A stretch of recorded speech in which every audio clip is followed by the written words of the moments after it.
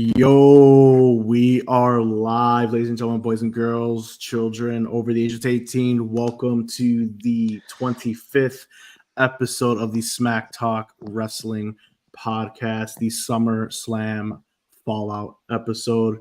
I'm here joined once again with my amazing co-hosts. We got the king of the Twitch gaming, AOK Gaming, Angel. How you doing tonight, bro? OTC, he's back, baby. OTC, he is back. Acknowledge our tribal chief. Gonzo. We are here with my boy Gonzo. He is the king of the Yugis, the king of the wrestling trolls. What's going on, my guy? I like the new title you gave me. Yeah, I'm slightly coming out of retirement, so Hey, I got to put you over. You know what I'm saying? So that's what we do. There's been an itch possibly to do real life games again. So who knows? I don't know about all that. That's too much money for me. But I'm good with some Master Duels. Yeah, you can catch him on the Twitch, guys. Master Duels, the king himself. All right. Derek, the guy is in here. We here cannot wait to hear AOK roast the Timu tribal chief. There we go. All right, guys. If you guys don't know, if you're a first-time viewer, this is a WWE podcast / live stream. We go live every Wednesday night, 9:30 p.m. Central Standard Time. And if you don't like watching three guys talk about wrestling in their houses or basements, you could always listen on Spotify the Thursday following the Wednesdays we go live.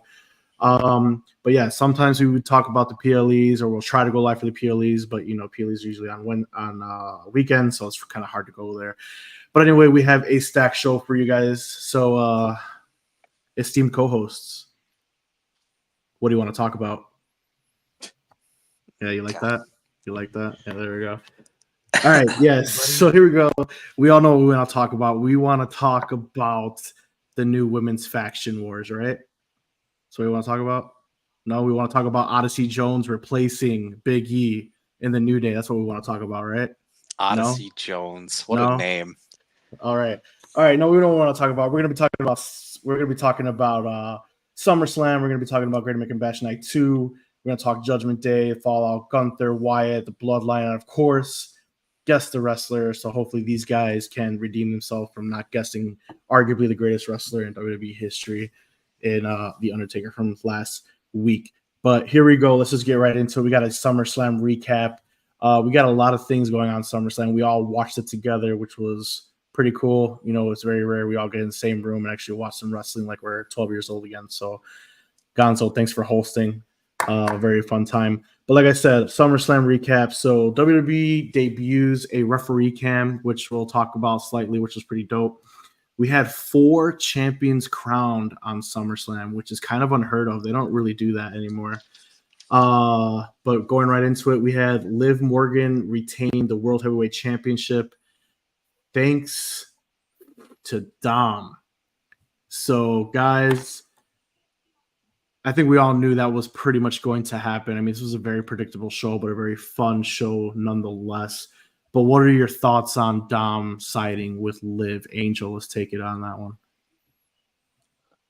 I mean, we all kind of saw it a little bit coming because the New Day just was always in this dramatic back and forth, and the New Day, I guess the New Day, Bootios, Bootios. We're talking about the New Day earlier. Now I'm thinking about the New Day. I don't know why. Judgment Day. There's too many day groups, bro. Judgment Day. I know Dom told Liv that he hates her, but we could see it coming a little bit, and it was time, right? So it sucks for Rhea, but now she's gonna go team up with Jay, and I don't know what else is gonna happen. I guess Damian too, but I don't know. I love it. I love Liv being this just cog, this key to everything that's happening on Raw and on Judgment Day. She's just it's Monday Night Judgment Day, man. It's Monday Night Judgment Day. She's making everything happen there. She's literally taking everything from Rhea and Damian at this point. And if you look back at the history of who is in this new Judgment Day that has been created, like you said, Mark, the new Judgment Day, they've all been screwed over by these two giant monster talent athletes, Rhea and Damian, all of them. And we could go through each one if you want to, but we know what's happened to them in the past, and now they've gotten their revenge, and they seem to be the ones on top right now. I know Damian and Rhea had their little moment for Raw together, but the Judgment Day is on top still, so it's pretty cool though. Gonzo, thoughts on the match? Storytelling at its finest. You've got Dom that takes the chair away from Rhea as she's about to go and smash Liv to pieces with it, and he says you can't win the championship this way, because there was a split second where you could see Rhea's face where she was pissed at him, but then again, logic and the ability to reset her. And there were some pretty cool moments. I don't know, again, if her shoulder truly popped out of place, where she started just, again, attempting to pop it back in. But then Liv was also working her shoulder. So storytelling, you figured this is what been already a year and a half in the making. Ring psychology, what works, what doesn't work. And finally, I had been saying for a while that, of course, Liv and Dom were going to be doing something. And here we go. Dom ends up sliding the chair in a perfect spot, distracts the ref, and then 2 seconds later, the match ends. I was eager to see how the match was going to end, and I was quite entertained with it, so I'm all for it. That kiss, though, I don't know how Dom was able to just fly that by his actual real-life wife. They kissed again on Raw, and he was kissing her on the face, and she was kissing him on the face on Raw again the next or 2 nights later. I don't know what's going on there. I don't understand. Huge right now. There's got to be a lot of zeros, or maybe the wife just went blind because the first time the kissing and the chicky tenders was too much for her. It's kind of like that old episode from King of the Hill where Hank goes blind after he sees something horrific with his parents. So, man. But that's tenders, though. That was cool. It is. We don't know, but we'll get more into the Judgment Day later. But for me, I thought the match was perfect. Storytelling at its finest, long-term storytelling. It all came to fold. Gonzo did mention that, we all knew that he was working with Liv, but he didn't predict that was going to happen on SummerSlam. That was me. So I just want to throw that in there. But going on, Braun Breaker was the Intercontinental Championship. Wait, we all got that prediction right, no? Yeah, but not how it was going to happen. Right, but we all said Liv was going to win. Right? Yeah, we'll recap that in a second. Braun Breaker wins the Intercontinental Championship. Honestly, I thought that was the worst match of the night. It was still kind of enjoyable. But Braun Breaker winning the Intercontinental Championship is 100% the right call. Not really much else for me to say it there, unless you guys want to add anything on that one. I think we're kind of all in agreement that night. We're glad it happened. Exactly. Keep it going. Yeah. All right. Oh, what? You were going to say something? Just a comment. I said that was my least favorite match of the night was Braun versus Sammy. Yeah, for sure. LA Knight finally gets a championship in WWE as he wins the United States Championship over Logan Paul in probably my favorite match of the night, to be honest, as far as an actual in-ring just wrestling match, not with any other things going on. No bloodline rules, no chair shots, no interference. I thought it was a very entertaining match, and it's just a shame that Logan Paul's part-time, otherwise he'd probably still be holding the belt. Even though LA Knight finally got his championship, you know who has not finally bought merch? Gonzo. Well, how'd you like that match of your favorite wrestler in WWE right now, Gonz? Well, I have contributed myself to drinking more and more Prime, so Logan Paul and his marketing campaign is effective with doing that. And so that springboard 360 off the rope was insane because I literally thought Logan Paul blew out his knee when he landed it. So the rest of that match was fantastic. He's a natural. The more and more he puts into the ring, it's very hard to dispute that he's not meant for this business. And it's going to be interesting to see how long he disappears now and when he decides to reappear. As far as Mr. LA Knight, he put on one hell of a match performance, both men did. And so it's definitely up there for match of the night. For me, that wasn't the match of the night, but I'll give my feedback on what I thought a little bit later on what I thought my match of the night was. But I was overall thoroughly impressed with it. Angel, any thoughts on this match at all? Gonzo pretty much hit it on the head, but I mean, LA Knight deserved the win. Long time coming. Can't believe that's his first title in WWE. Talked about that a little bit, but well deserved. I think he's one of the top talents in the whole company. Any show, any talent. So I'm glad he won. Glad he's able to finally show something off here for the work he's put in the past few years, and his road to this point. And I think he's got a long career ahead of him, even though I know he's a little bit older, but still think he's one of the best that you could watch on television. As far as Logan, in ring, he's incredible. The moves he practices and the spots he takes, I don't think anyone really would argue with what he is capable of doing and what he does do when he performs. That might be why he doesn't really go out there and perform too often because of the stunts he tries to take on, and his spots are so extra and extreme, whatever you want to call it. He might not be able to perform that way like on a weekly or every other weekly basis. So I know he has his other stuff going on. He's social media superstar, but when he is here, it's great. He's probably going to leave for a little bit. Triple H did mention in the post show, interviews that Logan seemed like he was really committed to this and that he really wants to go all in as far as being talent on WWE. I don't know what that means. I don't know if that means like on a later point he's going to take it more, like not serious, but more of a committed role to it. But Triple H kind of gave that little bit of insight about what the future holds for Logan. So he's probably going to take a break, like Gonzo said. But it was a great match, and yeah, I hope he comes back and we can see him do some more work with other talent too. So Yeah, for sure. So we see you guys' comments. We're not ignoring them. Pedro Rivera says Logan Paul's actually a pretty good entertainer. He's definitely won me over. I want to see more of him. Derek the Guy says drink Prime. He also says Dom is my hero. Yeah, Dom is everyone's hero because apparently he can just do whatever he wants.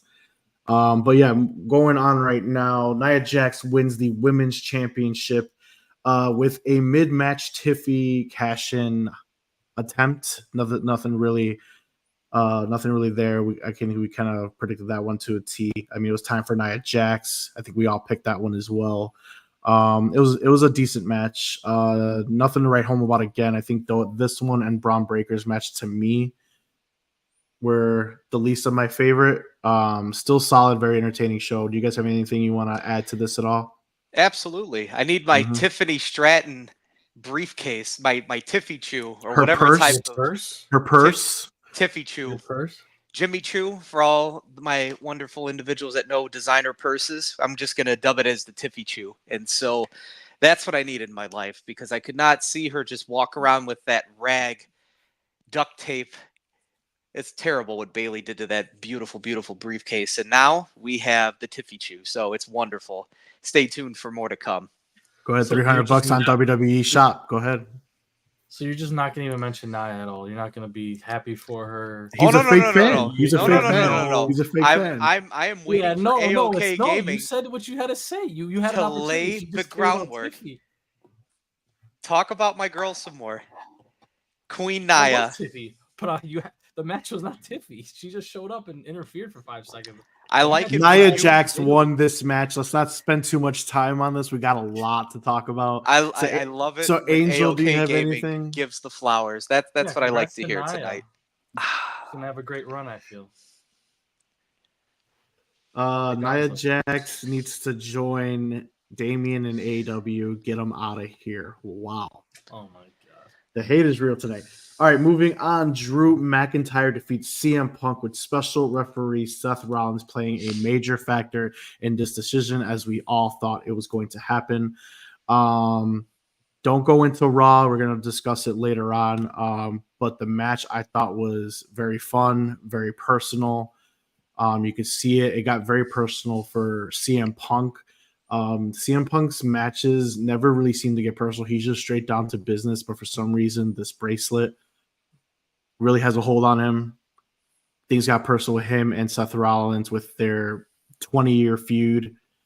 Fantastic match. I thought it was just very well put together. You guys have any thoughts on this match? Jacob Fatu was sacrificed to ensure that CM Punk was not injured to make it through another night. Someone had to be sacrificed for the old man to get through it.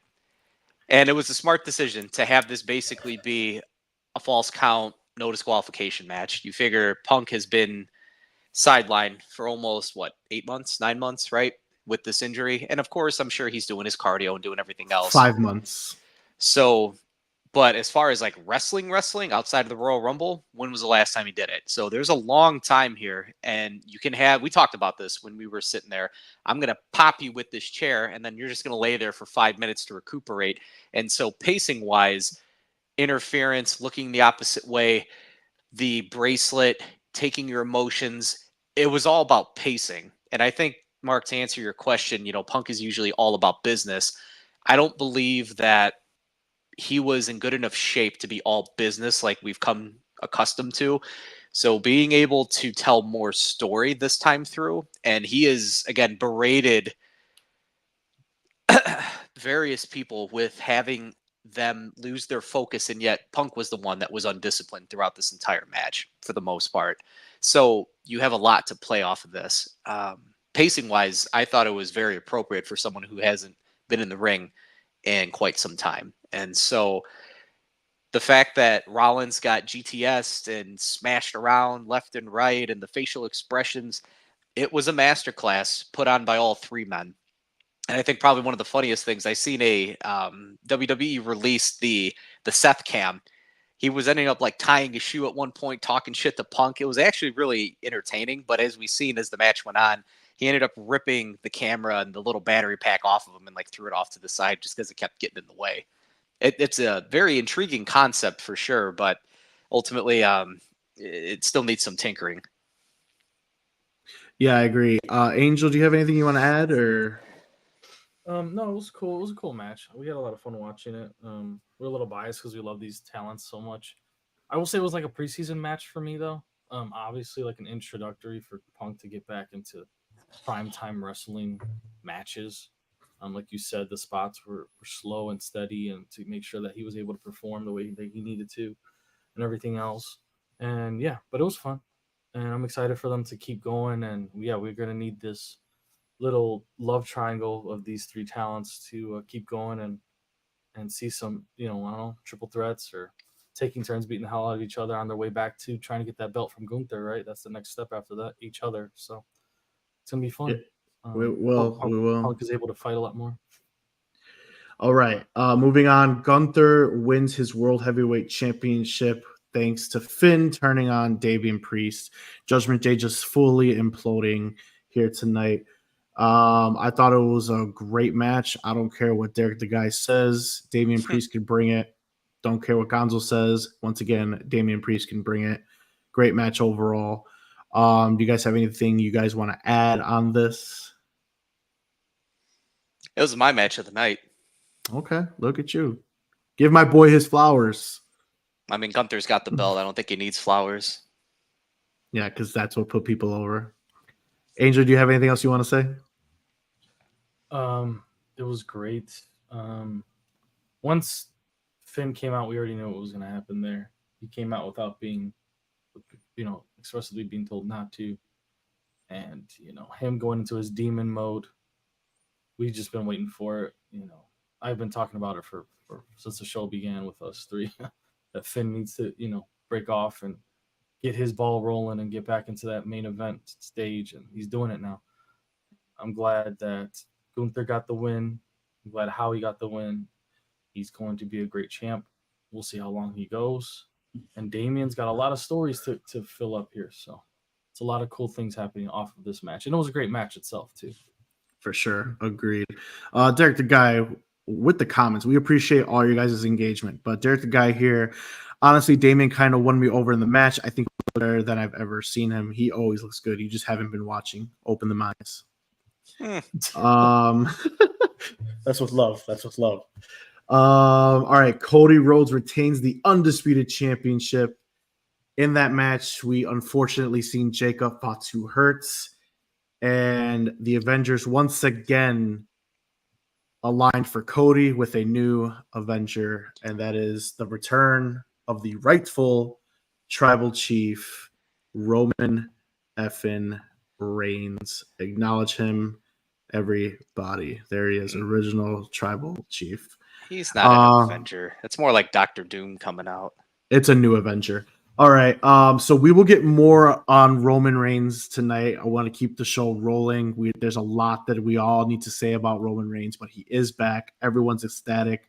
The match overall for me was great.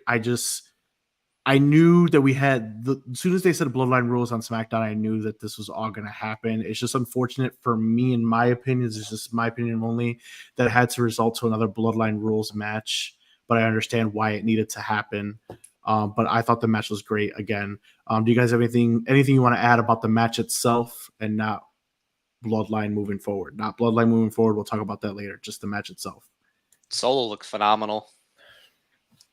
Thank you. Whether or not Angel wants to admit that or not, but that was a solid match before all the ridiculousness had gotten to its pinnacle. I don't know if I said he can't wrestle. I never said he couldn't wrestle. He's just not your tribal chief. He did great. He had counters to Cody's moves. It looked cool. Him and Cody seemed like they had some decent chemistry for not really ever having angled besides getting their ass kicked, getting jumped on each other. But that was cool. It was cool to see. Yeah, it was a good match. I enjoyed it. Jacob got hurt, unfortunately. That was a good spot, but that's the risk he took. Hopefully he's okay, and we can better be okay. Keep on rolling. Exactly. All right. So overall grade SummerSlam. What do you guys think? B plus A- range. It was pretty cool to see so many titles change over. The revelations and the betrayals were really cool. The people that needed to win did, and yeah, I think it's a big change in era of WWE right now. Agreed. Great comment. Great comment. Became. So we'll talk about that next, I'm sure. I agree.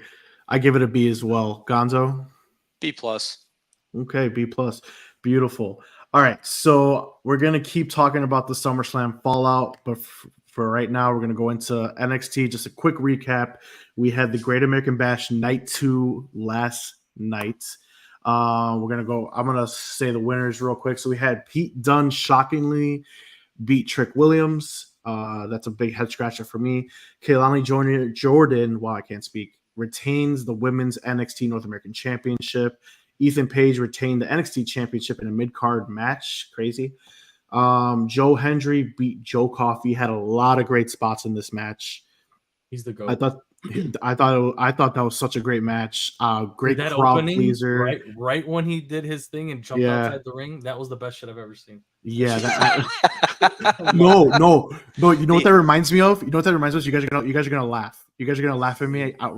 Do you remember when we were all into Power Rangers and Goldar was big? Green Ranger energy. And they were all assembling the Megazord, and Goldar was like, nah, and he just stops it from happening. That to me, that's what I felt like. Like he was like, "Oh, you fuckers are out here. Nah, I'm gonna jump over this rope real quick." And then the spot with the chair to get him kicked out, like, dude, Cerebral Assassin. That's the epitome of it, right there. Is Joe Hendry? I mean, Cerebral Assassin. When we were into Power Rangers, I mean, I never stopped. So it's funny. I'm sorry. Who put you on that? Who put you on that? All right, going on. Ren Sinclair beats Kendall Gray, so now Sinclair is now part of the No Quarter Catch crew, and Dempsey gets a shot at the Heritage Cup next week. And lastly, the main event, once again, head scratcher. We had Axiom and Frazier retain the tag team championships against MSK, and we've seen Wesley turn heel on the Rascals. Guys, overall thoughts of NXT Great American Bash Night 2. Angel, go first. Joe Hendry. I mean, I can't believe this dude. I cannot believe this dude is this good at everything he does. It's unbelievable. In the ring, it's like nonstop entertainment. Outside of the ring, it's nonstop entertainment. I could watch his videos all day long, all his social media, all his matches, his entrances, his behind the scenes, everything, his song, the crowd engagement. Just, I mean, it's so entertaining. I cannot believe this guy. TNA is screwed. I feel so bad for TNA. I don't know. I'll just talk about Pete Dunne. That was kind of crazy. Your girl Paxley Gonzo actually wrestled really well in that match. Cheated. I was impressed. She got cheated. She did. Ethan Page, it was a cool match, I guess. It wasn't anything too exciting. There were some cool spots, but nothing crazy. And then Kendall Gray Sinclair, that was cool. I guess the Heritage Cup was the bigger story in that. And then the final match, the main event was fun. I mean, those guys always do great spots. And then the Wesley turn was, I guess, interesting. That's why they made it the main event, but it should have been the NXT title match. So. Yeah, you pretty much hit it on the nose. For me, I'm a firm believer that if whatever championship is being defended, no matter what it is, tag team championship, mid card belts, whatever championship is on the line should be the main event. And if it's multiple championships, especially your heavyweight championship, that should be the main event. That's just me. Always a firm believer. If your tag team titles are on the line, that's the only title that's on the line that night. They should be your main event because that's what everyone works for. That's just me. Should the tag team championships been on the main event for the NXT show? No. Probably should have opened the show in my opinion because we had a NXT heavyweight championship. And it's not like Oro Mensah and Ethan Page did not have a story to be told because Oro has been on site. That's why they call him on-site Oro. On site, he sees Ethan Page. He's fighting him because Ethan Page was jumping people before he made his official debut.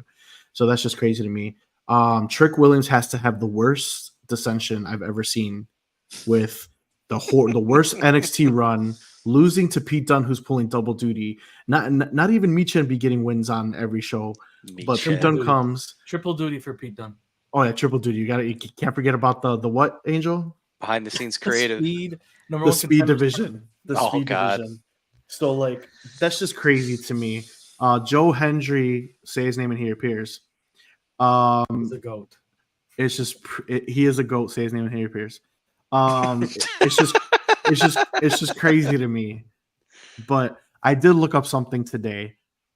His contract is nowhere near expiring from TNA. So while yes, they have worked some crazy deal where he could train with Natalia at the center, he's not leaving TNA. So eventually they will take him. There's no doubt in my mind. But for right now, he's staying put. Other than that, I said my piece. Gonzo, do you have, for now, 100%. Gonzo, do you have any thoughts on Great American Bash Night 2? The fact that Trick Williams opened up against Pete Dunne and lost. I said we're just going to keep descending and basically just disappear. Maybe we're going to find him on TNA here pretty soon. We're going to do a trade, young talent versus Joe Hendry. So yeah. I mean, right? We have a person that's losing its stock, but he has a very high potential ceiling still. The Paxley match, again, my girl can go. I'm glad that you all can see that because, again, Kalani Jordan, she can go as well. Probably the most interesting thing to me, again, is Joe Hendry, but Angela has already said all of these things. Say his name here, Pierce. Sorry. The crowding to take it all, but he's just hey. I mean, the crowd engagement, the entertainment is great. I mean, all ego, Mr. Page. I mean, there was a lot of cool stuff there, but it's just the NXT title took a back seat. Trick Williams continues to descend into nowhere. And then as far as the main event, the tag championship is actually more relevant than your actual world title or NXT championship, which it's pretty significant if you ask me. So, which essentially it really wasn't, to be honest, because they shook the hands and it was like, okay, peace out. The main story was, okay, we're gonna have Wes turn, and that's how the show ended. And that's why I feel like you put Wes's heel turn over all, which is crazy.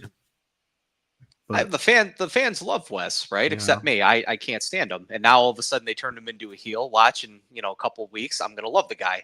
And so when everyone turns heel, it's a lot easier. You get a lot of attention, emotion into it. But I mean, his whole.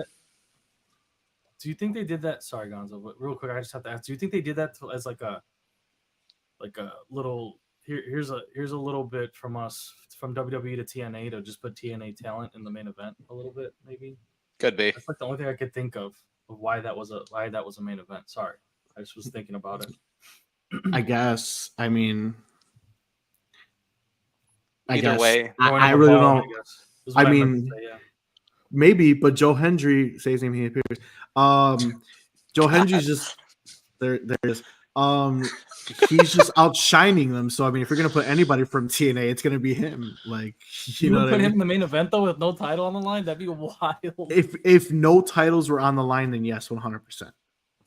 But no, not over the championships. No, I wouldn't. Okay. But yeah, I mean, we don't book.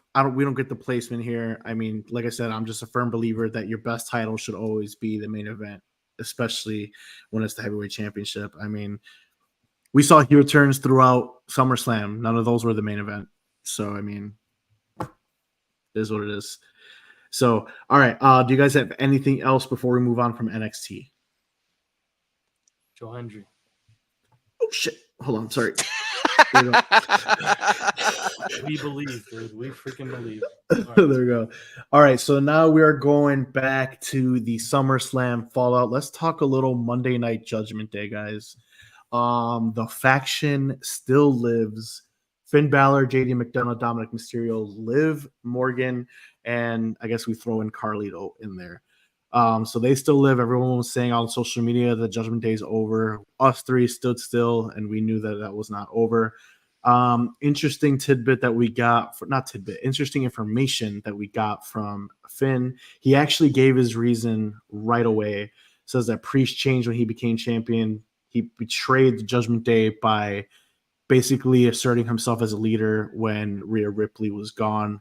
When the Judgment Day started, when Edge started the Judgment Day, it was supposed to be those that were forgotten, were put aside. No one was equal because they always put people above. When they came together, they were all equal. Right. No egos. No egos, exactly. Yeah, so that's what they did. Damian turned himself into a leader. So I thought that was great. Finn and Damian's feud going forward, I can't wait to see that, just because that's what we've been wanting to see. Finn has been that main event talent guy. He's the first ever what is it called? Universal champion. He started a Bullet Club. The guy's a superstar, and I think this will be his first major push forward since, ultimately losing that Universal Championship. What are you guys' thoughts on Finn so far? Sorry, dude, so many different names for this championship. I my apologies, guys. But yeah, so what do you guys think of Finn's aspect before we move on to the rest of Judgment Day? Gonzo. I've always loved Finn Balor, and so we haven't really seen him do anything, I guess you could say, of worth mentioning in quite some time, because he's again been placating with the Judgment Day for as long as he has. But here he is, he's doing something, he's making a name. Damian Priest is going to go along for the ride, and he's going to elevate Priest even more. The crowd is behind Priest, which is great. I mean, that crowd all night, anytime that Judgment Day with Mommy and Damian had anything to do with anything, the crowd was eating it up nonstop. So the whole reason it all became about you. You got that title, and then all ego started to come out. You started treating us differently, and we don't stand for that. So absolutely, this is what I did to you. This isn't a shocker. It makes sense with the storytelling because it's been there, and it has been for quite some time. It's been teased that, it's been allowed, it's been okayed because they had gold, right? So you can kind of look the other way when you're all winning, but at some point, it all came crashing down. So I'm definitely behind the motives of a Finn Balor on this one. Yeah, I thought the motives were great. I loved it. Angel, do you have anything else you want to add on Finn Damian rivalry so far? Oh man, it's been a long time coming. I talked about it a little bit earlier, but yeah, I'm ready to see Finn in demon mode, man. I want to see it. I don't care who he has to go through. I don't care how he does it, dude. We're just talking about them too. We'll talk about the. Go ahead. We're about to go into the rest of them right now, anyway. So go ahead. I already said my piece, so go ahead. Okay. No, yeah, I was gonna say JD McDonough actually pulled a promo that was impressive. I was like, whoa. First of all, don't shit on my boy JD McDonough, man. The Irish Ace in NXT. I don't know about the Irish Ace. He may be freaking angel stature, but this guy can go. Go on. Dude, he that was a cool promo. The match he had was pretty entertaining too. I mean, he was smacking up Damian, who's twice his freaking size. That chop he gave Damian. Yeah, That was like a he was taking Gunther's type shots sound. back, and he wasn't Yeah, stepping dude. Yep. down. Like I was like, damn, that was pretty good. They had a good match, for just a little, rivalry, betrayal match. But that was cool. I don't know. And then So they did have, they did have a match. Sorry to cut you off. So they did have a No, match. you're good. Moving on from that, Finn interfered in that match. Like he said earlier in his promo, he was going to pick his spots when you think you're safe and you're focused on other things. I'm going to be there. I'm going to make your life a living hell. So Damian did get the win by DQ, but Judgment Day ultimately jumped Damian. And wouldn't you know it, Rhea freaking Ripley comes out to save the day, jumps Liv, but then Dom saves the love of his life, Liv Morgan, and we get no explanation from Dom tonight. So we have to assume that that's going to be coming on Monday.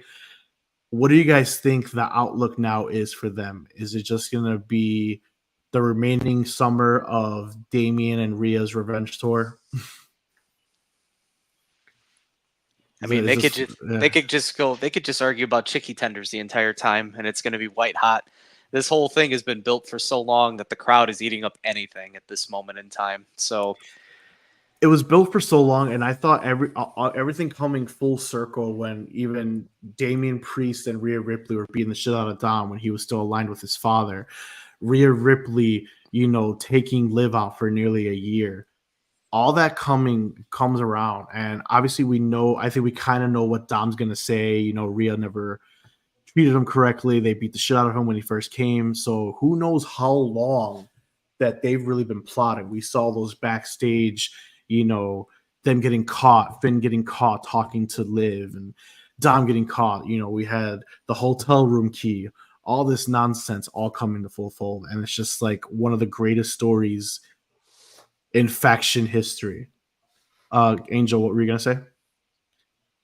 No, nothing. I mean, you pretty much talked about what I was going to say as far as like the long-term story of this betrayal. I guess the only thing was all these people had motives, right?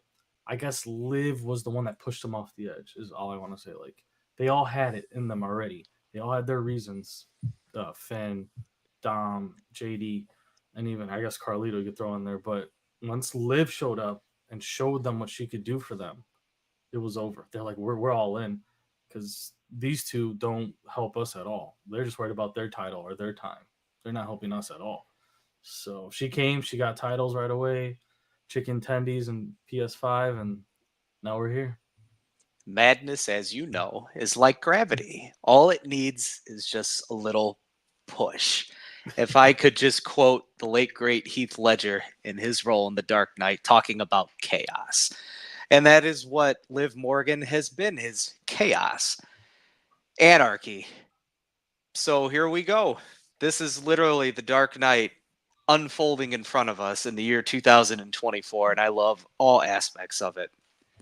Don't you think a little bit that if you look at this story, full picture, macro, Damian and Rhea are technically the heels in this situation? If you really look at it from the beginning of all their situations to today, All egos. if you think about it, what happened to Liv? What happened to Dom?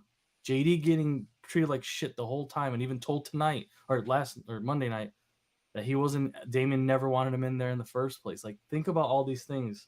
I don't know. I'm just saying. I know they screwed him over pretty bad, but they've been screwed over pretty bad themselves. So. For sure. Great take. Anything to add? That's it. That's all I got. All right, cool. So as we await Dom's explanation as to why he screwed mommy over, presumably we'll get that answer on Monday Night Raw. We're going to take a little break from the SummerSlam Fallout, and we're going to play Guess the Wrestler. So these jokers could redeem themselves from not guessing The Undertaker My from streak. last week. My streak is in jeopardy here. All right. Don't show my face. It's okay. Me and Angel didn't guess Rikishi, so I mean, I guess we could just go there. All the bad weeks. But I mean, The Undertaker's pretty bad. I gave you guys arguably the most recognizable figure in WWE history. But here we go. We're gonna play a little game of Guess the Wrestler. If you guys is the first time seeing us play on this show, there's 3 people in comparison to what you may have seen on social media when it's just 2 people. So these are just gonna get a minute and a half. to both ask me questions, and the first one to guess the wrestler wins, and I will face the loser next week. If they draw for a second week in a row, they will face each other again for a third week in a row. So, you guys ready to play? Guess the wrestler. Yeah, I'm ready. All right, let me get my timer going on. And for those of you guys listening, watching, feel free to make your guesses in the comments, and feel free to reach out to any one of us on social media if you guys want to use your Guess the Wrestler. So we will definitely use it if you guys let us know. But until then, let me know when you guys are ready. Give me the okay, and we'll get it started. I'll go first.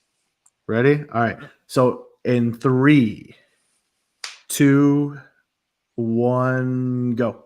Is it Stone Cold Steve Austin? No. Okay, are they active? Yes. Are they Hall of Famer? No. Are they a male or female?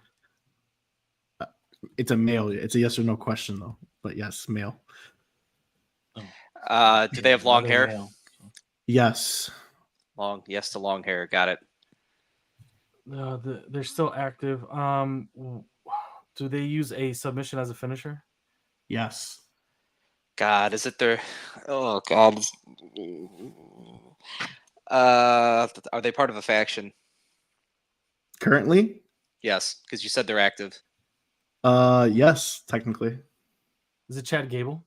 No. Damn it. Are they I had that. bigger than 6'5"? No. Did they ever hold a WWE title? Yes. Okay. Is it Brock Lesnar? No.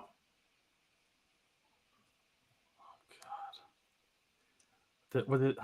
20 seconds left. My Did streak they have the tag continues. titles? Yes, they have held the tag titles. 10 seconds. Gonzo? Are you guys kidding? Is it God? Is it The Rock? No, keep going. I'm giving you guys 30 more seconds because this is it The embarrassing. Miz? No. R-Truth? No. Ask questions, guys. Come on, man. This is tough. 10 seconds, and I've given you 30 extra. Have they been on another brand? Yes. Gonzo. CM Punk?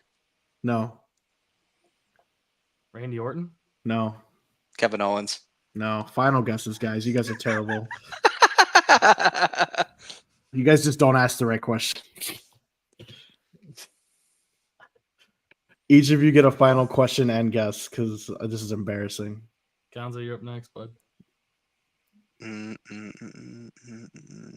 So they're male. As far as that, let's see here. Are they older than 40 years old? Yes. Oh.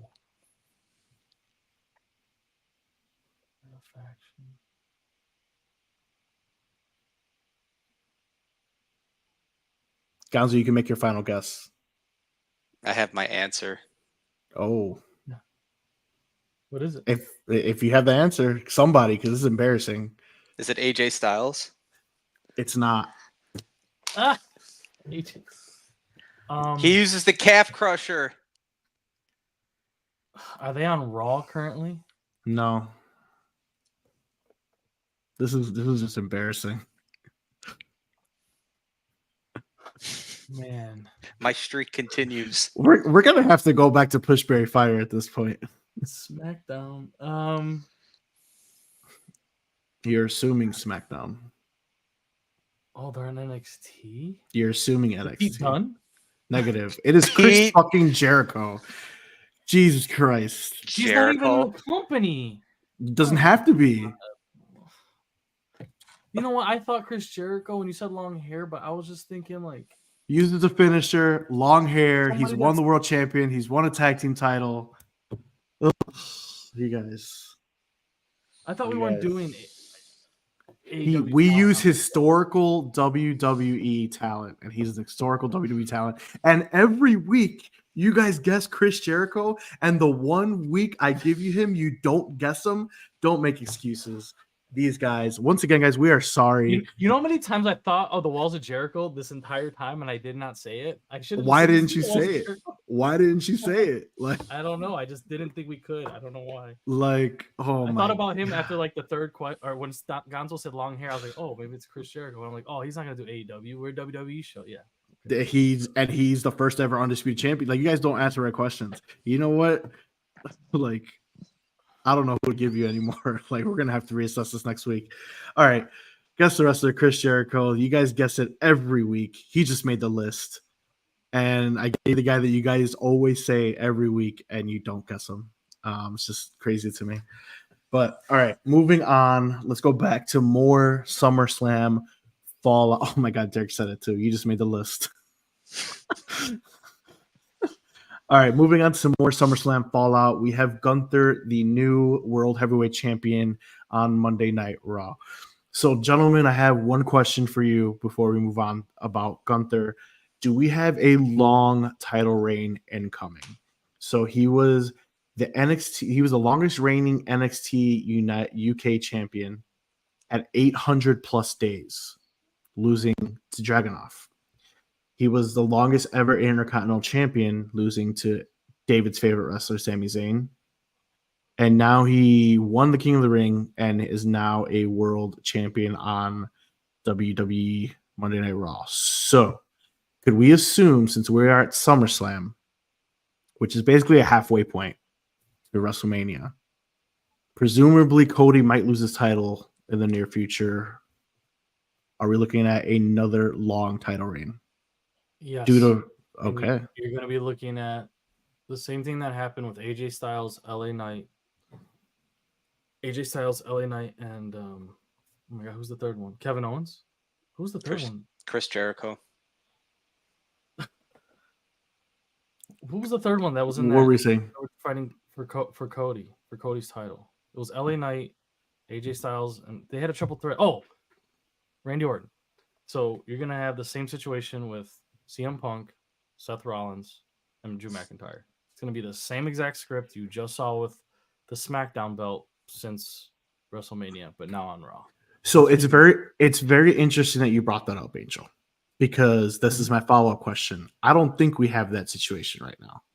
I think we have a lack of challengers for Gunther on Monday Night Raw, which is why Randy Orton was brought in right now, obviously to right the wrong of the King of the Ring tournament. He's just bridging the gap until those three start actually having matches against him. So how long are we going to wait? Because if we're going this, Damian Priest should be in line for a rematch, but they don't really do rematches in WWE program anymore, and he's tied up with the Judgment Day. You have CM Punk still feuding with a rematch for no reason. Exactly, but they barely do, is what I'm telling you. So CM Punk still feuding with Drew McIntyre, and now is pretty much on deck to feud with Seth Rollins.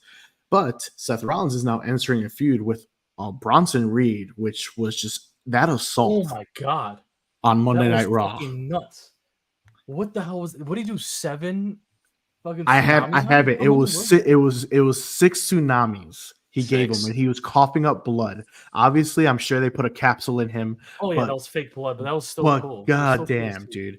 So everyone's saying, what are we doing with Bronson Reed? Bronson Reed's like, I'm making my own path. And he goes to arguably the best guy in the business right now to put you over and attack Seth freaking Rollins. Nuts.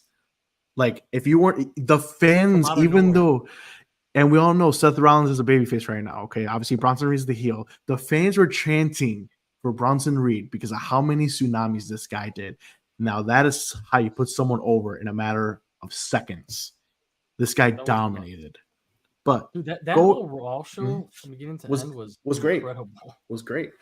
But going on, so you have now Seth entering a program with Bronson Reed, and after that program, he's got dibs on CM Punk. CM Punk is still in a program with Drew, and after that, he's presumably go to who? Around the rosy Seth Rollins. You know what I'm saying? So it's like, obviously, Randy Orton's kind of like a bridge here. It's a superstar from SmackDown. They have to right their wrongs of the King of the Ring tournament. They're going in Berlin. Randy's going to take the loss. It's Gunther's hometown. But after that, I feel like Raw, they have a timeline of 30 days to get somebody main event caliber because all these guys are in a feud, at least in my opinion, until Bad Blood, which is October. So who is out of these guys, which I'm not arguing with you, Angel. I'm sure Damien's going to get his rematch, or hopefully he gets his rematch. And these guys that we all mentioned are going to get their shot at some point in time. Watch, rinse, repeat for, title picture years. But somebody until then that is not named Randy Orton has to step up and challenge Gunther. And who is that going to be? Because of all those guys that we mentioned that are absolute superstars that could take this championship or at least get a title shot, who is Gunther going to face? You would say Sami Zayn or Jey Uso, presumably, right? But we already found out Sammy's going for the IC title next week. Will most likely lose. And after that, now they're committed to the tag team division. Yep. And yes, but it's the Judgment Day. They're going to team up with Mommy and all that. Mm-hmm. Is it the Judgment Day, though? No. They're going against the Judgment Day. No, I'm saying, will it be the Judgment Day, though? Or will it be the Bloodline? Talk about that later. But yeah, so like Gunther to me is short on challengers. Yeah. Gunther is short on challengers to me at the current point in time in his title reign, which obviously it's 4 days in. No one's saying it's a failed reign. It's going to be a shitty reign because you have all these superstars, but yet the main superstars of Monday Night Raw are tied up. So who right now challenges Gunther post Randy Orton? Who is over enough to be in a program with Gunther? Anybody? I mean, there's plenty of guys on Raw, but Logan Paul. It's just a matter of who gets put on top of Raw at that point. I mean, you have the big three below him, right? Mm-hmm. Then you throw Bronson in there. Apparently, you still got stupid Sheamus. You got Dunn. Sheamus is one. You said it. Sheamus will be one, guarantee it, because of the battles they've had for the Intercontinental Championship. Go on. Right, Sheamus can be fodder for him for a month when he just beats someone's ass for no reason. I truly thought he was going to be in Berlin, to be honest. Randy Orton kind of shocked me. I mean, I understand why Randy Orton's going for it, but I really thought it was going to be Sheamus and Gunther. I think Berlin. Randy just wanted his own singles story. I think he was kind of tired of playing Avengers Assemble with Cody every month, so he wanted something on his own, and he couldn't really get it with LA Knight just winning the title and such. So, right? Yeah, I don't know. There's talent on Raw to do it. It's just a matter of how they're going to do it.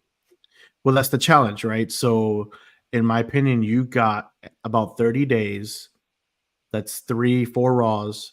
Yeah, it's about a month to get someone over enough to get some type of heat to go against Gunther. So, in my opinion, Sheamus is eventually going to get a title shot, and I think Dragunov, they're going to do a callback for the NXT UK Championship was an absolute banger of a match. And after that, you have the top talent tied up. Yeah. So it's like, but are those guys ready? Is Dragunov ready to be in the main title picture? I don't know. Is Sheamus? No, but we all know he's just going to be fed to Gunther. But after that, who challenges him? These stories need to be all tied up. It's just, it's going to be interesting to see. Just ring around the rosy with McIntyre and Seth and Punk until WrestleMania, whoever actually is the story there. Punk is probably gonna face someone else at WrestleMania. I don't know. So I don't know. Gonzo, any thoughts? Bodies that you can throw Gunther's way.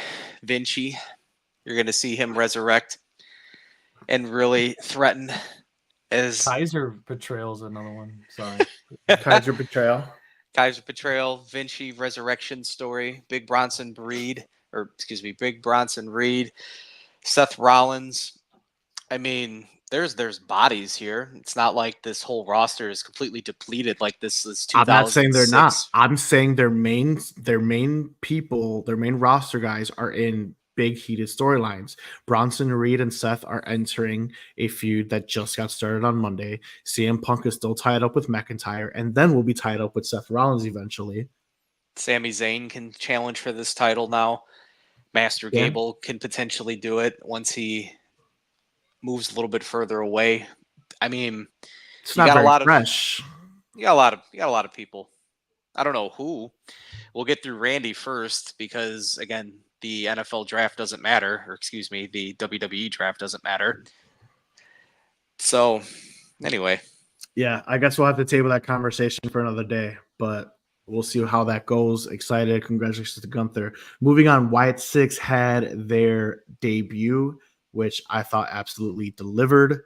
Answered a lot of questions for us as far as how they're going to translate those characters into in-ring characters, and I thought it was just fantastic.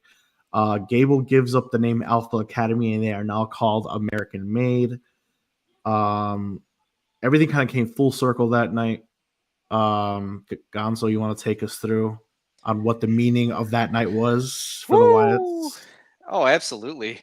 For those of you who are unaware or didn't watch the show, they were in Baltimore, Maryland, correct? As far as Monday night goes. And 10 years ago, that is where the original 3 for the Wyatt family had debuted.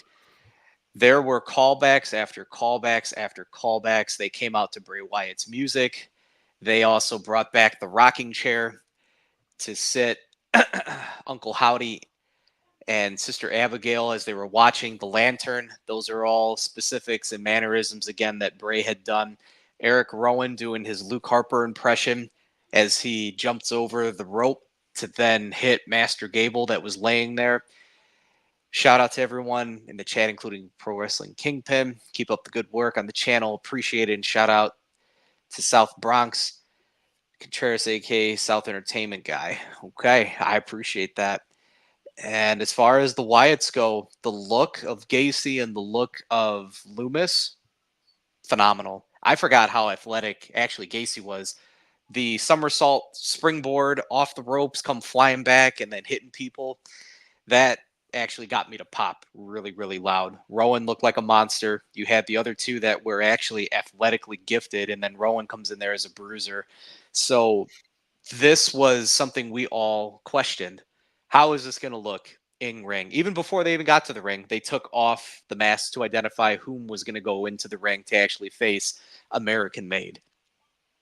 This was it was wonderful on all fronts.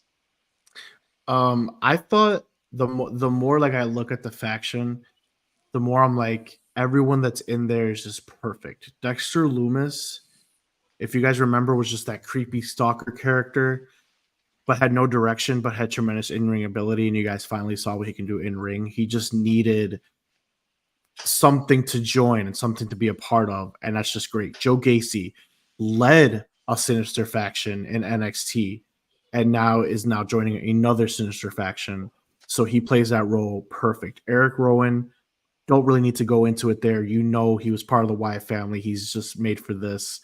Okay. Howdy himself, the brother, carrying on the legacy. All these characters, perfect to be with this faction, and all I'm missing is just Alexa Bliss. I forgot what are they calling the female character's name? What's The her? witch. Nikki Cross is the witch. Yeah, Nikki Cross is the witch. Okay, She's yeah. Sister So Abigail, I thought. no, No, she's not. She's the witch. it's not called Abigail. It's not. She's They're the all witch. yeah. So, but all the cast, I feel like it's just a perfect cast. They translated perfectly. They answered many questions on how in ring is going to be, and I just loved every second of it. Angel, any thoughts? I'm sure we took a lot of the words out of your mouth right now. Yeah, pretty much. It was. You guys said everything that needed to be said. I think Dave is right. Though. Is Abby the witch? Is that Yes. what her name is on there? So I guess it's both. She's Abby, but she's the witch. So I have no idea. okay. All right. Either way, the entrance phenomenal. I mean, the music was so badass. The way they come out, just in sync. I didn't even notice Rowan was carrying the chair behind them while they walked down the aisle. That was so cool. He just sat down. You couldn't even tell. Like they moved in sync like a real team. When he sat down and he snapped his fingers or whatever he did, they ran in like freaking wolves, on attack mode. That was cool. Dex Loomis is wow. His ability in the ring is really impressive. He can sell. He can stunt. I mean, he could do everything in that ring. Got to give some props to the American Made team. They pulled it off pretty well, I thought too. Their side of the match, they had to make sure that they sell fighting these characters. You know what I mean? That's not always an easy thing to be the opponents of characters, or as Mark called them, like a sinister unit that they got to go against. It can be a little bit different than a normal, tag match. Rowan looked amazing. He did like that high kick spin kick thing. That was incredible. He's 6'8" to do something like that. That's Wow. so that was Harper. that's a Luke Harper, aka Brody Lee callback. He also did the Right. kiss before the finish. He did. Yeah. He did a lot of Yeah. callbacks to Brody Lee / To the Luke OG. Harper, Yeah. whatever you guys want to call To him. the OG family. The Yeah. OG family. And and Dave's boy Gacy, wow, he looked great too. He lost everyone weight. in that match he was bouncing. He was springy. Like, I mean, they look like they were pouncing at the bit just to freaking get in that ring and actually wrestle. Like, they seemed like they were ready. They couldn't wait to be in there, and they all put on a show. I think it's kind of messed up that they made him the pig character. Kind of messed up. But anyway, he also got a profile early before the match. So they keep introducing or reintroducing these characters, which once again hasn't been perfect. I mean, like with the VHS tapes, everything leading up to this, going to Raw. I mean, I just want to see what goes on moving forward.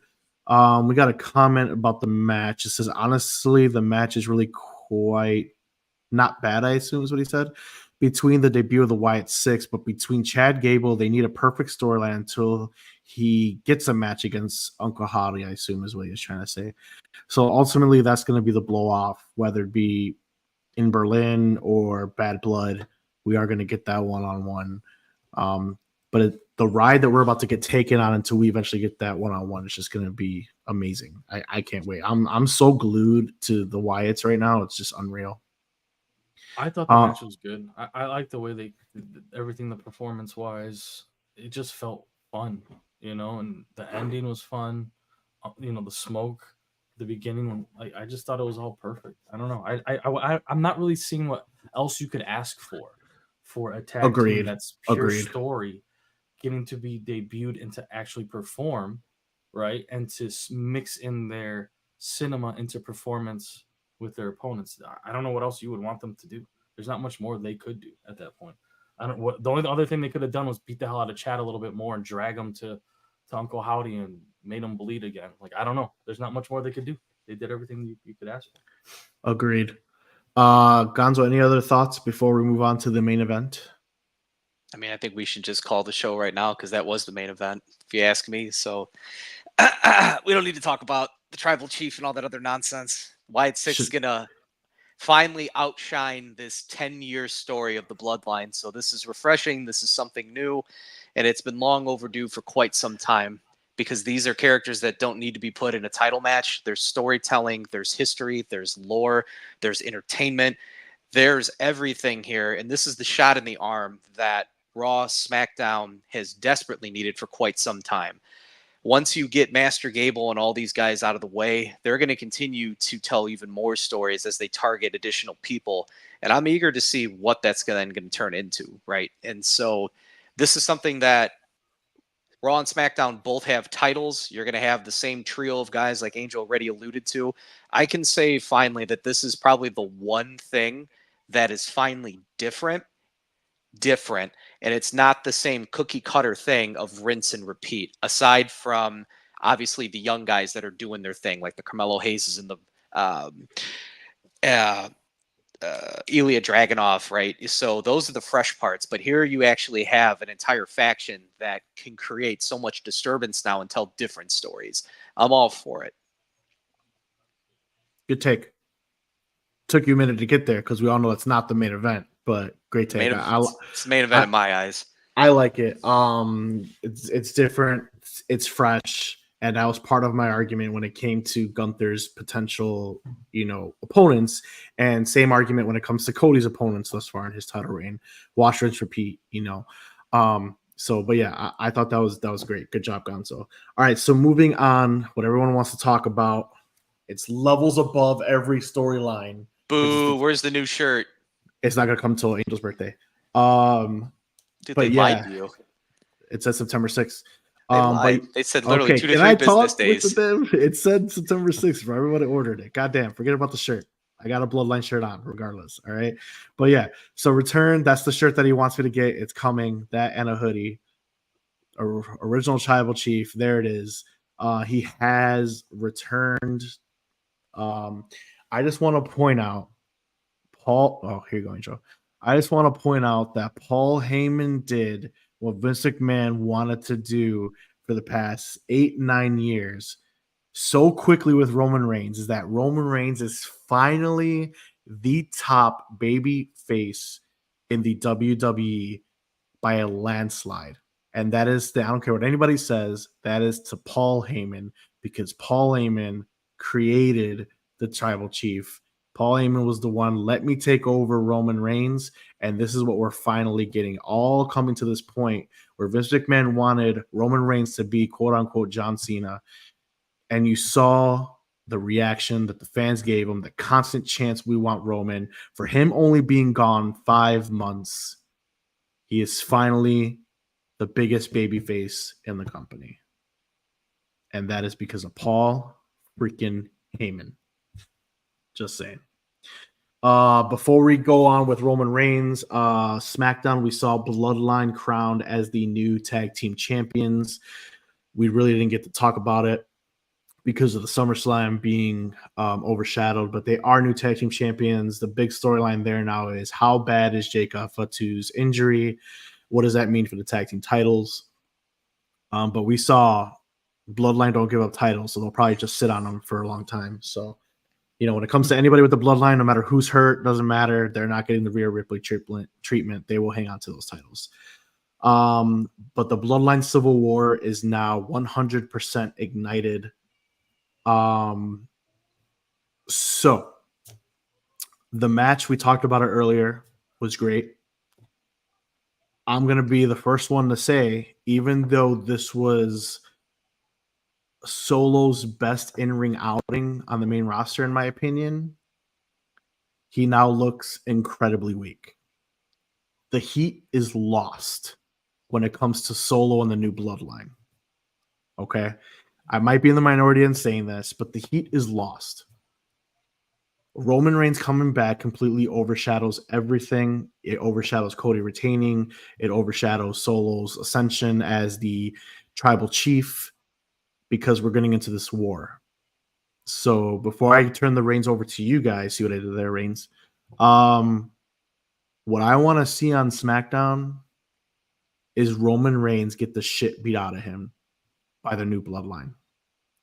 Because if you don't, Solo continues on a downward trajectory. And if you want to ignite this Bloodline civil war or feud or whatever you're going to call it, Solo needs to look strong. So before we start getting Roman's teammates or people that are going to be aligned with him, we need to see him at his worst. I need to see blood. I need to see him basically left for dead to end SmackDown. Other than that, I'm going to turn it over to you guys. Angel, what do you think about this whole Bloodline situation? So, I mean, I get what you're saying. It's not wrong. Mm-hmm. I can't believe I'm the one defending Solo here, but Mm-hmm. also, how would you have done it differently? No, it's not differently. It has nothing to do with doing differently. I think what SummerSlam was perfect. What I'm saying is if you want to sell this head of the table battle, I don't know what we're gonna call it, is you need to make Solo look strong right now. All right, beautiful Game of Thrones. You need to make Solo look strong. There's nothing I would have done different on SummerSlam. SummerSlam was perfect. I like the little nod between Cody and Roman. Roman showing. If you guys notice, he had that little 3 at the bottom when he was walking out, meaning some type of third match between them. So he's tabling that for now, though, because he's focusing on Solo. But the thing is, Solo now losing to Cody, and Roman Reigns coming back saying, "Hey, you ain't shit." In order to keep Solo's character progression, he needs to look unbelievably strong on Friday, because Roman already looks immortal, godlike, or shall I say levels above. Okay. Solo needs to be in a positive form on Friday, and they need to use his new bloodline or the bootleg bloodline or whatever you want to call it at Roman's expense. I mean, I think you could just assume that's going to happen, though. Roman right now has no backup. Mm-hmm. He came in as a surprise. He came in as the fourth. It was 4v3, and he came as the surprise fourth.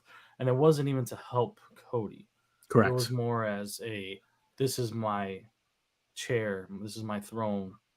I'm taking it back tonight, and I'm screwing you over because you told everybody that I wasn't coming back, so on and so forth. We know the history.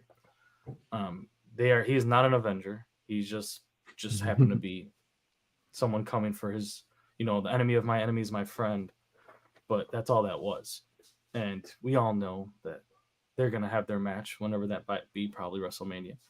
So that being said, I think Roman has got a long road ahead of him if he is coming more often. I don't know what his appearance levels will be. He will be there on Friday, SmackDown, so that's I know that's he's what gonna be there on matters. Friday, so that's cool that he's coming. 2 straight performances in a row. That's pretty cool to see that. I hope he gets to come pretty often because, to me, we are in the modern Rock and Stone Cold era of Cody and Roman. 2 talents that outshine everyone else. No matter how good the roster is, they're just bigger and better than everybody else. And the roster could be full of Hall of Famers, just like the Attitude Era. But these 2 are just different. They demand everyone's attention, and everything they do, especially together, is just explosive. So, like you said, Roman being this babyface, there's nobody that does babyface better than Cody Rhodes. So, them together, it's crazy. We haven't seen something like this, in my opinion, since the Attitude Era. So can I interject for a second? I love that you just said that, and that goes again with my whole point, because you have Cody Rhodes. No one does babyface better than Cody Rhodes. Great statement. And now you got arguably the most over babyface right now in the company, and Roman Reigns now with his return. I agree. So who is going to be the top heel on SmackDown now? It has to be Solo. Heel? It has to be Solo. It has to be him. Yeah, sure, that's fine, and and he's in position to take that spot. I don't mind that for sure. That's fine. Yeah, for sure. He's got to perform, but that's his spot to take for sure. Yeah, he has to. Yeah, you cannot squander his character development because Roman came back. You have to grow from it, right? And I'm a firm believer that you don't have to win your feuds, your matches to be over, but you do need to look good leading up to it. And they have to set a major statement on SmackDown to Roman that he doesn't give a shit if Roman's back, that he's still the head of the table, that Roman is done. All those little comments he's been saying, Roman was weak. He couldn't get it done anymore. He has to continue that. Despite his loss to Cody, he has to continue that. Gonzo, do you have any input? You guys are, again, laying the foundation. I guess I view the number 1 rated heel on SmackDown as still the Temu bloodline.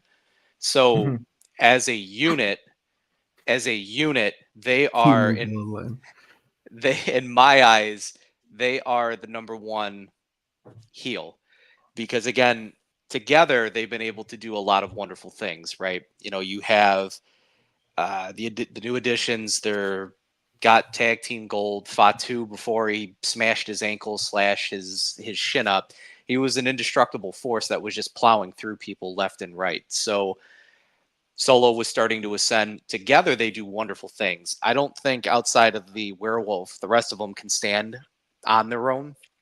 So as a collective unit, I just identify them as being the number 1 heel on SmackDown. So that's just how I look at it. All right. So like I said, so when it comes to the Bloodline Wars, everyone, it's no secret I've been saying for 3 freaking years that Roman Reigns and Cody at WrestleMania is going to happen. It's going to be, a trilogy. I'm still standing strong on that. But now the reason Roman comes back on SummerSlam is because presumably we're going to have a Bloodline Civil War for War Games. I think everyone's been calling that. It's not us. So when it comes to who aligns with Roman, eventually we have to stop this. Okay, we're going to sign every cousin in the indies, right? Especially for a match that's going to be a Bloodline Civil War, right? So in my opinion, what makes that more special is you're going to have an old bloodline versus a new bloodline, meaning the Usos have to get back together, meaning quite possibly Sammy Us might enter the fold. I don't know if that's what's going to be, but I think the majority of these members have to be OG bloodline before you start bringing in, Hikuleo or anybody else. I mean, we saw another cousin get signed today.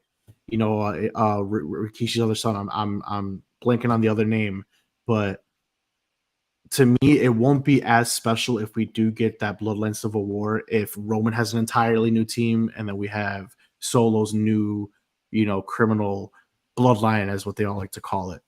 So, with that being said, a brand trade allegedly happened quietly, which is why we saw A-Town Down Under on Monday Night Raw.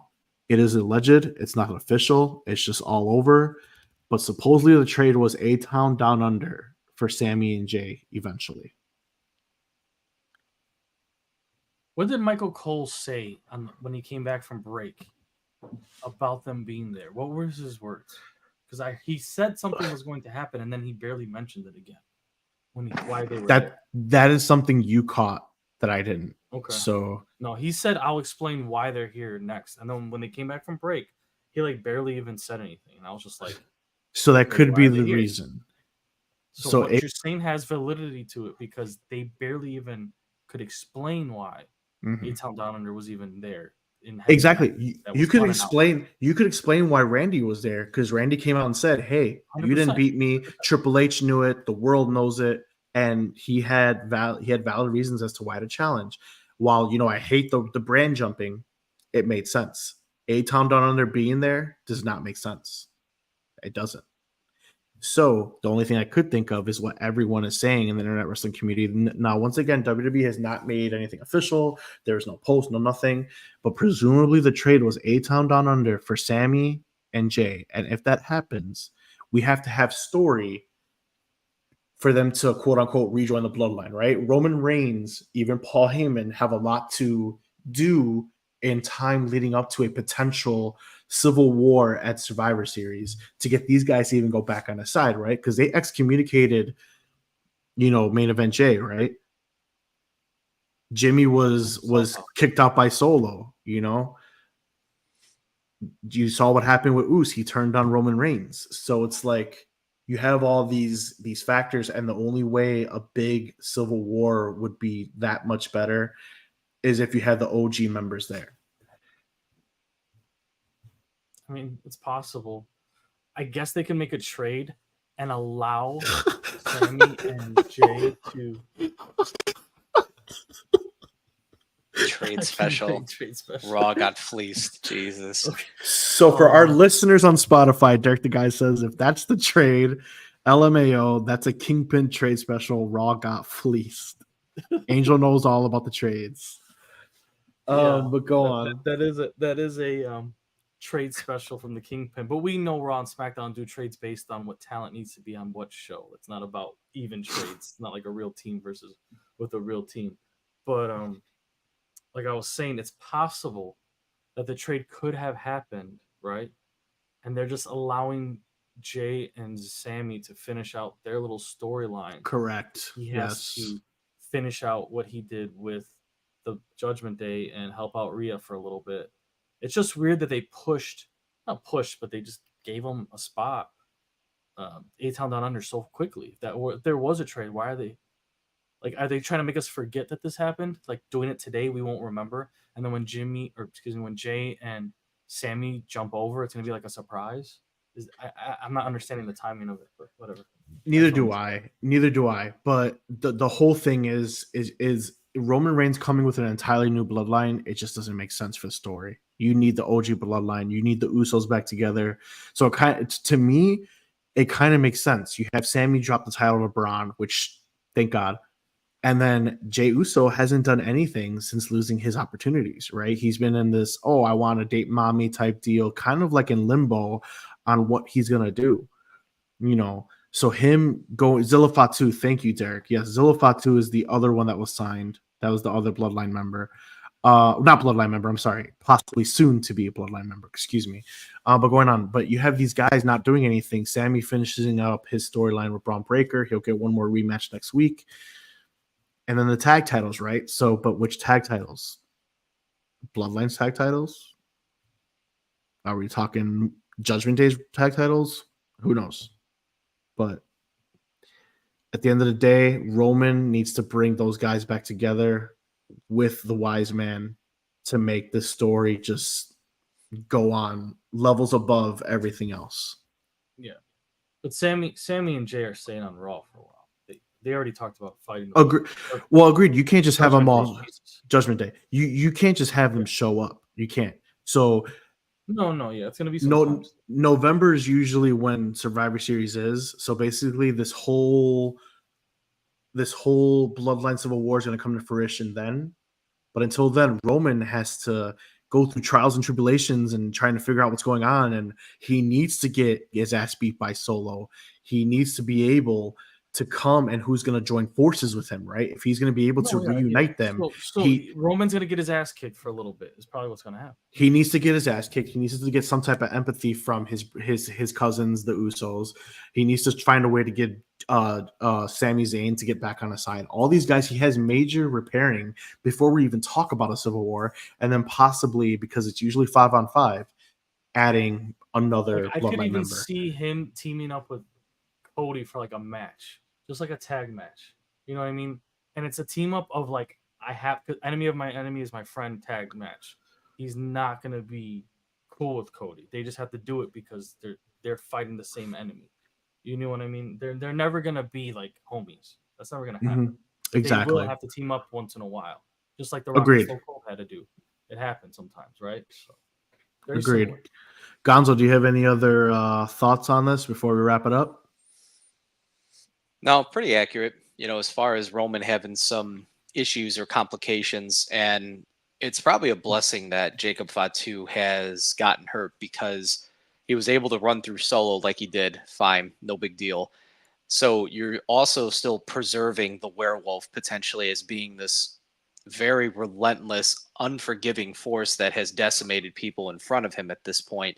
So technically speaking, he still has that aura around him to where you could potentially have a face-off where it's Roman Reigns and the werewolf, right? And so the lore and everything else that could potentially come with that, probably the strongest figure in the Temu bloodline is the werewolf. As far as the other three, they all play their roles, they all play their parts. Solo is probably well-balanced, but the werewolf... Someone said that earlier today. This is going to get us sued. Sorry, I just caught that. Like, you said Timo again. Okay, go ahead. Sorry. I did. I think it was Derek, the guy that had referred to them as that, or someone did. Anyway. He did. So, to be able to make it believable, you have the werewolf. And it can be done now because his presence already has been displayed where he's just a wrecking ball. So, therefore, if it's a numbers game, to me, it's very believable that Roman can get quickly overtaken potentially. But if the werewolf is not there, in my eyes, Roman should be able to fend off all those individuals. So at least from a storytelling component to it, I just wanted to add that into the mix of things.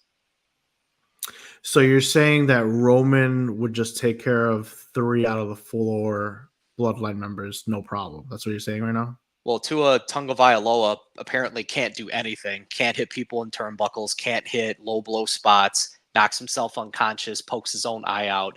So, I mean, I can't really take him seriously at this point. So, as far as the other two, yeah, I mean, they're feasible bodies. But unfortunately, the other Kevin one... Owens poked his eye out. I don't think he poked his own eye. I mean, at this point, I don't know. So, everything seems to be self-inflicted with that poor guy. And I like his look, but unfortunately, it's like every time he has a key moment, something terrible goes wrong, apparently. So I'll give it to him most recently that he missed the turnbuckle because he's got that patch on his eye.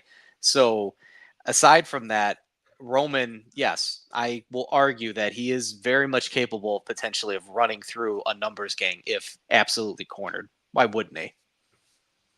Interesting. All right, get to the comments before we wrap this up.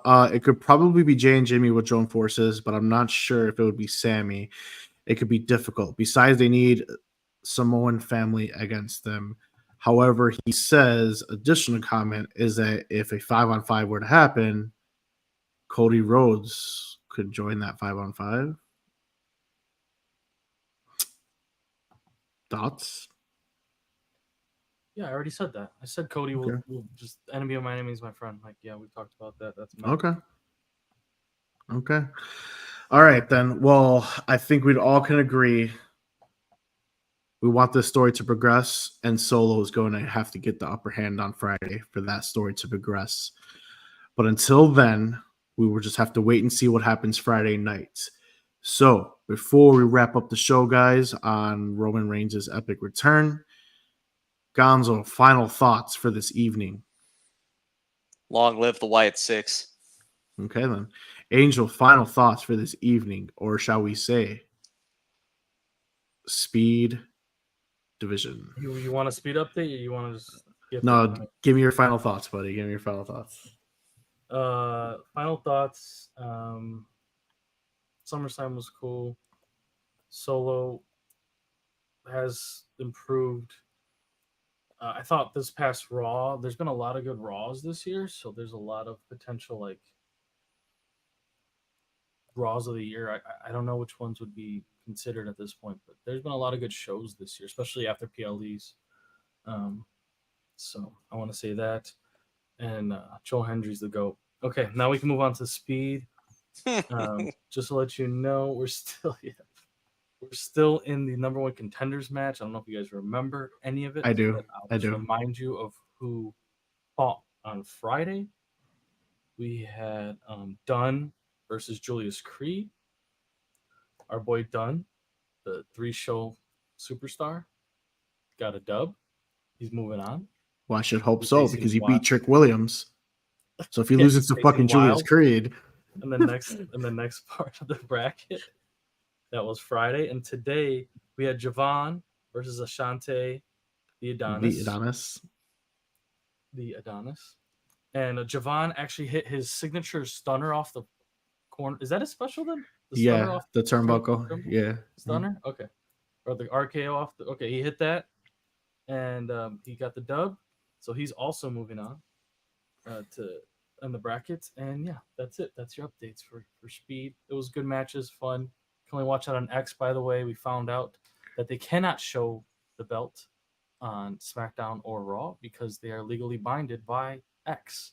They have a contract with WWE and X that the matches themselves, you will see no highlights, and the belts itself, they cannot bring out the belt on any of the real shows. So that's why you'll only see advertisements and mentions of these matches, but you will never actually see any part of it because it is exclusive to X. So I will there you go.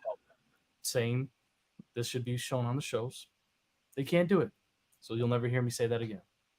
There you go. So will you stop shitting on the speed division now?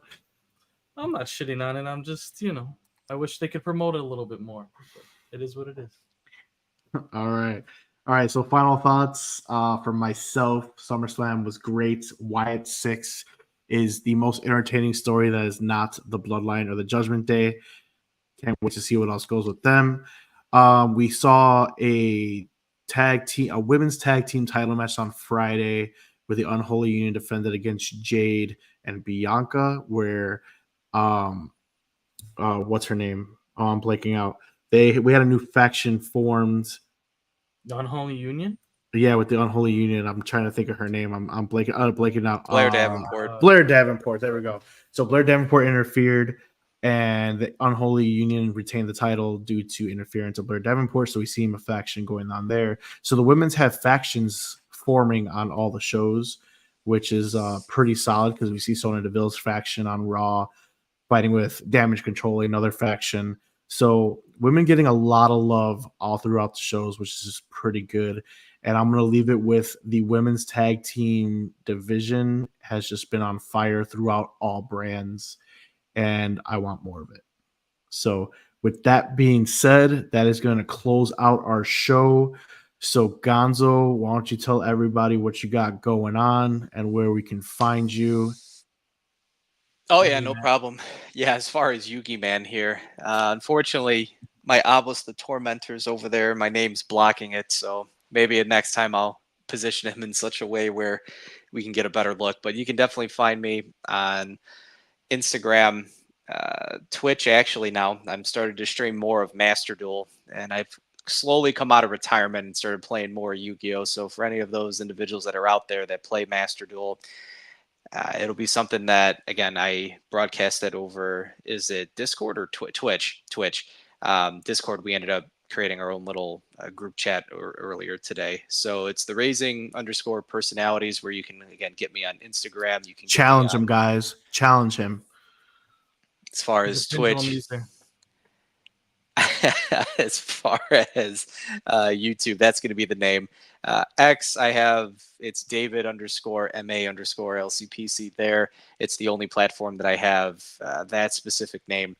And again, the letters at the end of my name, for those of you who are unfamiliar with what all that means, I am a master's level licensed therapist in the state of Illinois. So I've been helping people who struggle with behavioral health and addiction the last 9 years. So as far as individual, family, couples counseling, education, and stuff like that, I've been doing a variety of different things here, going on 10 years in the field.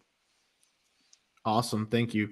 So raising_personalities, challenge him, talk to him if you need to talk. Great guy to talk to, but mainly challenge him so he can break Pikachu Game Boys. Angel, why don't you tell everyone where we can find you and what you got going on? You can find me on Twitch and Kick Live to stream, streaming console gaming, PS5 gaming, sports games, college football 25. I think Derek the guy starting up our dynasty league potentially, hopefully soon. Maybe see me playing some other streamers on that, and playing FC. I think 2K is coming out soon. See about that. We've been playing what's Duel Masters. What the hell is it called? Master Duel. Master Duel with these two a lot this past week nonstop. So I don't know. Maybe we'll have a co-stream with Raising Personalities when we do our 3v3 matches and stuff like that, or when we want to do troll decking into each other. But catch us on there. It's gonna be at A_OK Gaming on all platforms. But live stream is gonna be on Twitch and Kick. There you go. All right. And for me, you guys know where to find me. All social media with the same name, pro_wrestling_Kingpin, giving all your wrestling content, your wrestling cards, even baseball cards, have been as well with these guys on the Master Duels. So make sure you guys check us out on there.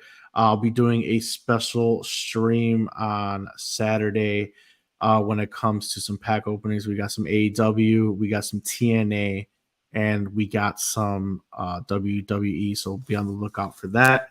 But once again, if you guys don't watch the stream, you could listen to us on Spotify on Thursdays. And these guys have the unfortunate task of facing each other on Guest the Wrestler again next week. So you know what? We're going to switch it up. Please message me, DM me, give me a guy where these guys could actually figure it out. But until then, tune in next week for episode 26 of the Smacktalk Technically Wrestling Podcast, 9:30 p.m. Central Standard Time. Thanks for the engagement. Thanks for watching. We'll see you next week. Acknowledge your tribal chief. That's not your chief. That's mine, not yours.